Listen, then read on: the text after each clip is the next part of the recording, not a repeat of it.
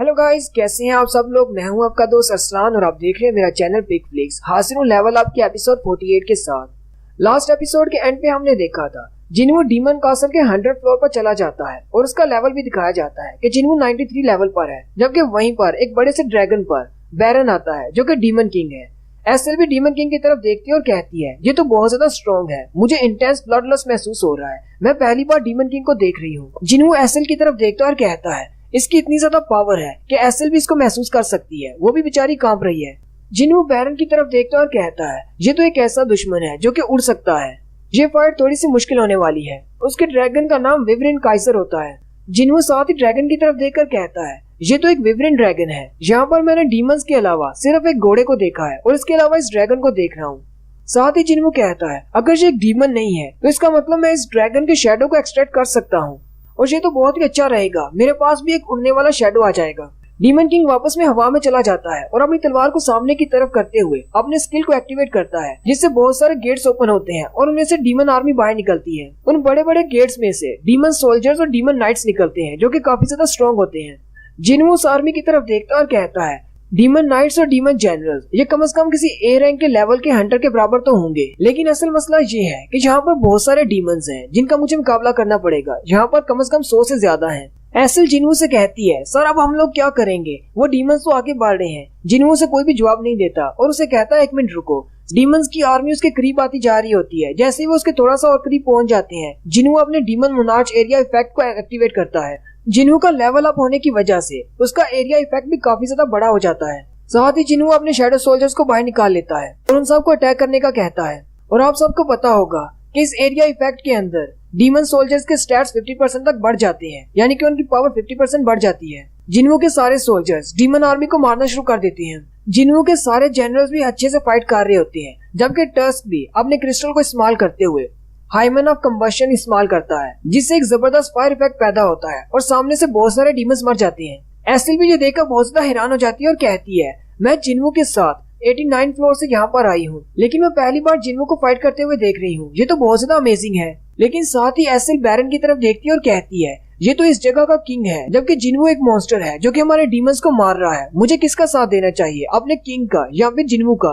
बैरन की special ability ये होती है कि वो अपने मुंह से लाइटनिंग क्रिएट कर सकता है। वो ऊपर की तरफ मुंह करते हुए एक जबरदस्त लाइटनिंग शॉक पैदा करता है। जिन्हू जल्दी से एसन को कवर कर लेता है और कहता है ये कोई ऑर्डिनरी लाइटनिंग नहीं है, इससे तो मेरे बहुत सारे शेडोज मर गए।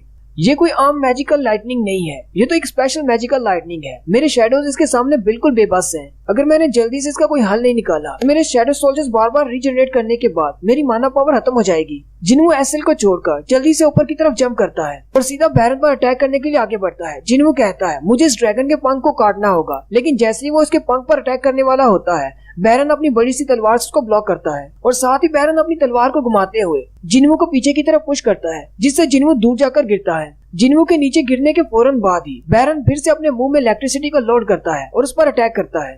जिन्हू उठकर भागना शुरू कर देता है, जबकि बैरन अपनी इलेक्ट्रिसिटी को उसके पीछे पीछे दौड़ा रहा होता है, बिल्कुल एक लेजर बीम की तरह जो कि अपने टारगेट का पीछा कर रही हो। जिन्हू कहता है इसकी इलेक्ट्रिसिटी की स्पीड तो बहुत ज्यादा है, ये मुझे बहुत जल्दी पकड़ लेगा, मुझे नहीं लगता कि मैं इसके अटैक से बच पाऊंगा। उसी वक्त नीचे से टस्क आगे बढ़ता है और अपनी फायर पावर को इस्तेमाल करते हुए उसकी इलेक्ट्रिसिटी को ब्लॉक करता है। आपको याद होगा कि टस्क भी अपने मुंह से फायर पावर निकाल सकता है। उन दोनों की पावर्स आपस में टकराती हैं, क्योंकि टस्क के पास वो मैजिकल क्रिस्टल है जिसकी वजह से उसकी फायर पावर बहुत ज्यादा बढ़ जाती है।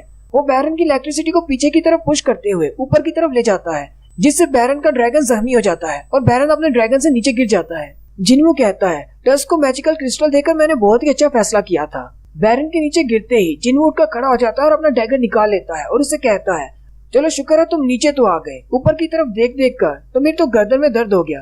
डीमन किंग नीचे उतरने के बाद भी अपने मुंह से इलेक्ट्रिसिटी फायर कर रहा होता है और जिन्हू के बहुत सारे सोल्जर्स को मार देता है। जिन्हू कहता है मेरे सोल्जर्स के मरने की वजह से मेरे माना पॉइंट्स कम होते जा रहे हैं और मुझे इनको रिप्लेनिश करने का टाइम भी नहीं मिल रहा। जिन्हू कहता है मेरे जनरल्स को जितनी बार रीजनरेट होना पड़ता है उतना ज्यादा मेरा माना कंज्यूम होता है। छोटे सोल्जर्स के लिए मुझे कम माना की जरूरत है, लेकिन इग्रिस, टैंक और टस्क के लिए मुझे बहुत ज्यादा पावर की जरूरत है।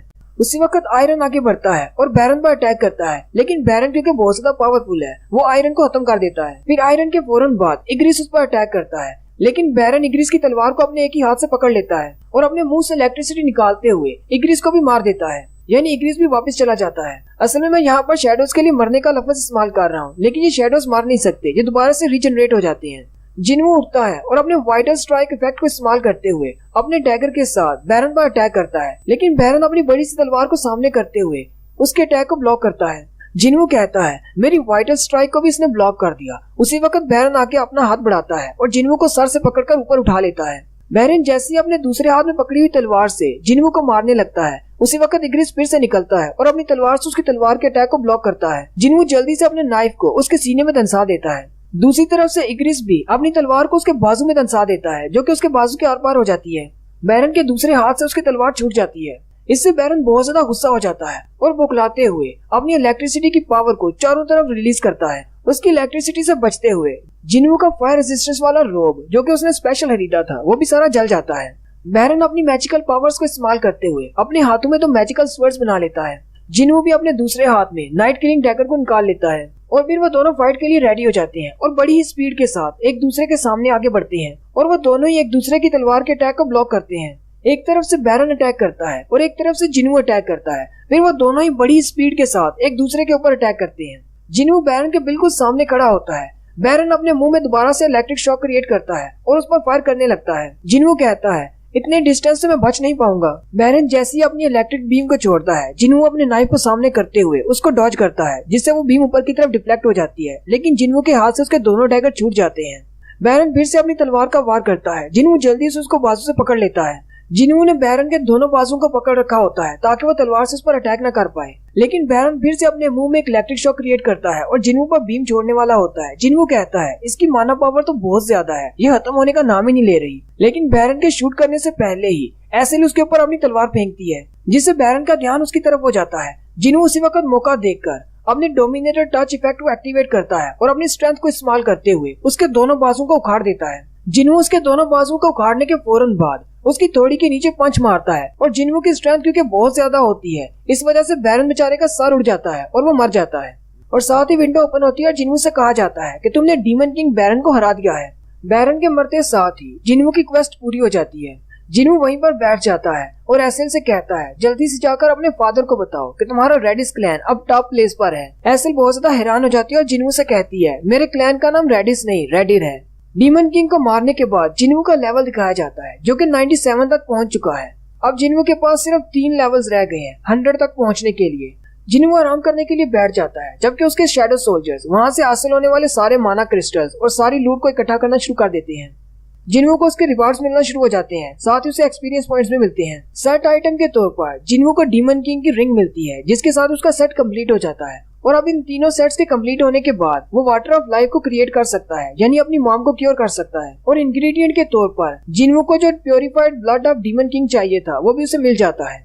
जिन्वो अपने तीनों आइटम्स को बाहर निकाल लेता है, यानी एक उसकी वो मैजिकल वुड होती है, इसके अलावा वाटर ऑफ इकोनिक फॉरेस्ट होता है और तीसरा ये प्योरिफाइड ब्लड होता है। वो उन तीनों को मिलाकर क्राफ्टिंग स्टार्ट करता है और उसके पास विंडो ओपन होती है जिसमें क्राफ्टिंग की लोडिंग स्टार्ट हो जाती है। साथ ही एक विंडो में से बताया जाता है कि तुम्हारे पास जितने इंटेलिजेंस पॉइंट हैं उनकी बेस पर ही क्राफ्टिंग होगी। ये सक्सेसफुल होगी या नहीं ये तुम्हारे इंटेलिजेंस पॉइंट पर बेस करता है। और फिर साथ ही 10 सेकंड का टाइमर चलना शुरू हो जाता है। जिन्वो कहता है अगर मुझे पहला इससे कुछ पता होता कि मेरे इंटेलिजेंस पॉइंट काम आएंगे तो मैं अपने इंटेलिजेंस पॉइंट को बढ़ा लेता। अगर ये फेल हो गया तो मैं अपनी मॉम को कभी भी क्योर नहीं कर पाऊंगा। और साथ ही टाइमर उल्टा चलना शुरू हो जाता है। 8 7 6 5 4 3 2 1 और साथ ही उसे लिख दिया जाता है कि तुमने इसको सक्सेसफुली हासिल कर लिया है। जिन्वो को होली वाटर ऑफ लाइफ मिल जाता है। जिन्वो बहुत ज्यादा खुश हो जाता है। जिन्वो अपने तीनों इंग्रेडिएंट्स की तरफ देखता है और कहता है लाइफ वुड में से थोड़ा सा कम हो गया है, जबकि प्योरिफाइड ब्लड में से भी थोड़ा सा कम हो गया है, लेकिन मेरा तीसरा वाटर तो बिल्कुल खत्म हो गया है। मुझे लगता है शायद सिस्टम ने इसके एग्जैक्ट अमाउंट को इस्तेमाल किया है और बाकी के इंग्रेडिएंट्स मेरे पास बच गए हैं। जिन्वो होली वाटर ऑफ लाइफ को अपने हाथ में पकड़ लेता है और कहता है तो ये है वो होली वाटर ऑफ लाइफ जिससे मेरी मॉम क्योर हो सकती है, जो किसी भी बीमारी को क्योर कर सकता है। लेकिन इसे मेरी मॉम को पूरा पीना होगा, पता नहीं मेरी मॉम इसको पूरा पी पाएंगी या नहीं। जिन्वो कहता है मुझे अभी के अभी वापस जाना होगा और सीधा हॉस्पिटल ही जाना होगा। उसी वक्त आयरन उस ड्रैगन को खींचता हुआ उसके पास ले आता है। जिन्वो आयरन की तरफ देखता है और कहता है आयरन तुम तो बहुत ज्यादा समझदार हो गए हो, इस बार तो तुमने जल्दी से समझ लिया कि मुझे क्या चाहिए। जिन्वो उस ड्रैगन की तरफ देखता है और कहता है जागो, और उसके शैडो को भी बाहर निकाल लेता है। जिन्वो ये देखकर खुश हो जाता है और कहता है चलो मैं डीमंस को तो अपने सोल्जर नहीं बना सकता, कम से कम मुझे एक उड़ने वाला ड्रैगन तो मिल गया। साथ ही जिन्वो से कहा जाता है इस ड्रैगन के लिए अपना नाम चूज करो। जिन्हों कहता है मुझे इसका नाम याद नहीं रहा, चलो मैं इसे अपना एक नाम देता हूँ, आज के बाद इसका नाम काइसल होगा। एसेल उसकी तरफ देखती है और कहती है इस ड्रैगन पर बैठकर हम लोग बहुत जल्दी अपने रेड क्लैन तक पहुंच जाएंगे। जिन्हों ये सोच रहा होता है मुझे जल्दी से वापस जाना होगा, मैं अपनी मॉम को क्योर करना चाहता हूँ, मुझे वापस रेड क्लैन नहीं जाना। और यहीं पर हमारी एपिसोड 48 का एंड होता है। नेक्स्ट एपिसोड में हम देखेंगे कि क्या जिन्हों की mom holy water of life से वाकई में क्योर होती है या नहीं। वीडियो की एक्सप्लेनेशन अच्छी लगी हो तो चैनल को सब्सक्राइब कर दें, वीडियो को लाइक और शेयर कर दें। शुक्रिया।